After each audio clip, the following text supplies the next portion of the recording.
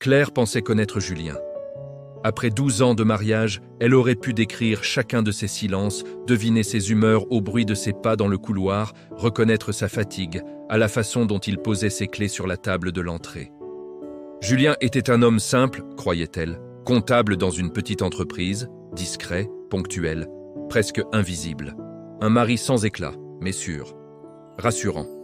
Il menait une vie ordinaire, tissée d'habitudes solides. Les dîners à heure fixe, les week-ends chez sa sœur, les vacances toujours au même endroit. Claire aimait cette stabilité. Elle y voyait la preuve de l'amour. Pas de surprise, pas de secousse. Tout a commencé avec un détail. Un soir, Julien rentra plus tard que d'habitude. Il évoqua une réunion imprévue. Un client exigeant. Claire n'y prêta pas attention. Puis, les retards se répétèrent. Une fois par semaine. Puis 2. Son téléphone, autrefois laissé négligemment sur la table, ne le quittait plus. Il le posait désormais écran contre la table, comme s'il craignait qu'il parle à sa place. Claire ne voulait pas douter. Douter, c'était fissurer l'image rassurante qu'elle avait construite. Pourtant, un matin, en rangeant le linge, elle trouva dans la poche D un manteau que, elle ne lui connaissait pas un ticket de parking. Le lieu n'avait rien à voir avec son bureau. Elle sentit une angoisse sourde lui serrer la poitrine.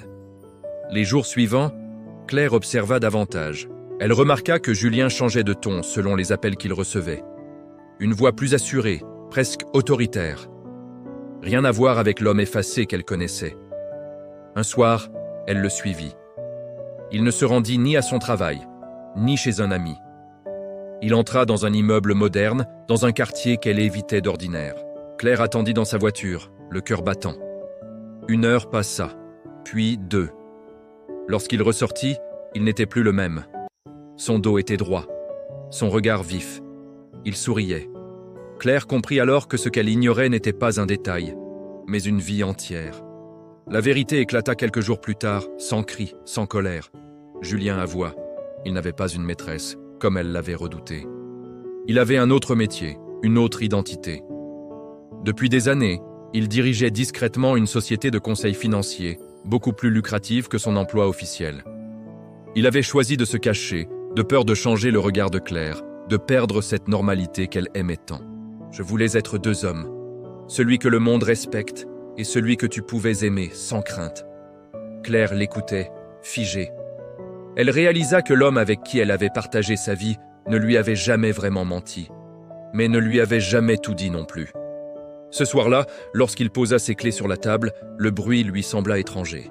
Elle comprit que le plus douloureux n'était pas la double vie de Julien, mais la certitude qu'elle avait aimé une version incomplète de lui. Et pour la première fois, elle se demanda si on peut vraiment connaître quelqu'un quand on se contente de croire. Cette nuit-là, Claire ne dormit pas. Elle resta assise dans le salon, les lumières éteintes, écoutant les bruits familiers de la maison qui lui semblaient soudain étrangers.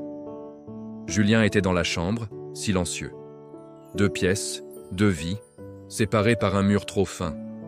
Au matin, elle trouva sur la table un jeu de clés qu'elle n'avait jamais vu. À côté, un mot, écrit d'une écriture comme elle reconnut sans vraiment la reconnaître.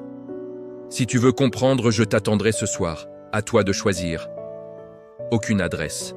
Aucun horaire. Claire referma lentement sa main sur les clés.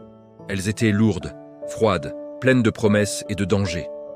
Elle leva les yeux vers la porte d'entrée, puis vers le couloir qui menait à leur chambre. Elle ne savait pas encore si elle voulait découvrir le reste de la vérité, ni si leur histoire survivrait à ce qu'elle pourrait trouver derrière ces portes. Et pour la première fois depuis longtemps, l'avenir n'était plus une certitude, mais une question. Claire passa la journée comme en apnée. Les clés restaient dans sa poche, lourdes de sens. Elle pensa à leurs années ensemble, au rire simple, au soir calme, à tout ce qui n'avait jamais été faux. Car malgré le secret, une chose demeurait. Julien avait toujours été présent, attentionné, aimant. Le soir venu, elle suivit son intuition. Les clés ouvrirent la porte d'un petit bureau, baigné de lumière. Julien l'attendait. Il n'y avait ni masque, ni posture. Juste lui, assis, nerveux, presque vulnérable. Sur les murs, des photos, leur voyage, des instants qu'elle reconnaissait. Il n'avait pas bâti cette autre vie contre elle, mais à côté d'elle. « Je ne voulais plus me cacher.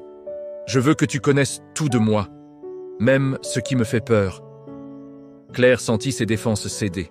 Elle comprit que la trahison n'était pas d'avoir une double vie, mais d'avoir cru qu'elle ne pourrait pas aimer l'homme entier.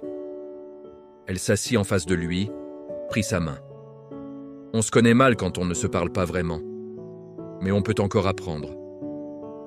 Ils parlèrent longtemps, de leurs peurs respectives, de leur silence, de ce qu'ils n'avaient jamais osé dire pour préserver une image rassurante. Cette nuit-là, ils ne réparèrent pas tout, mais ils commencèrent. Les semaines suivantes furent différentes, plus fragiles, mais plus vraies. Julien abandonna son rôle d'homme invisible. Claire abandonna l'illusion du contrôle. Ils apprirent à se redécouvrir, non pas comme un couple parfait, mais comme deux êtres imparfaits qui choisissaient de rester. Un matin, en partant travailler, Julien posa ses clés sur la table. Le bruit était le même qu'avant. Mais cette fois, Claire sourit. Elle savait désormais que l'amour ne consiste pas à tout savoir dès le départ, mais à choisir, chaque jour, de continuer à connaître l'autre. Et cette fois, ils avanceraient ensemble.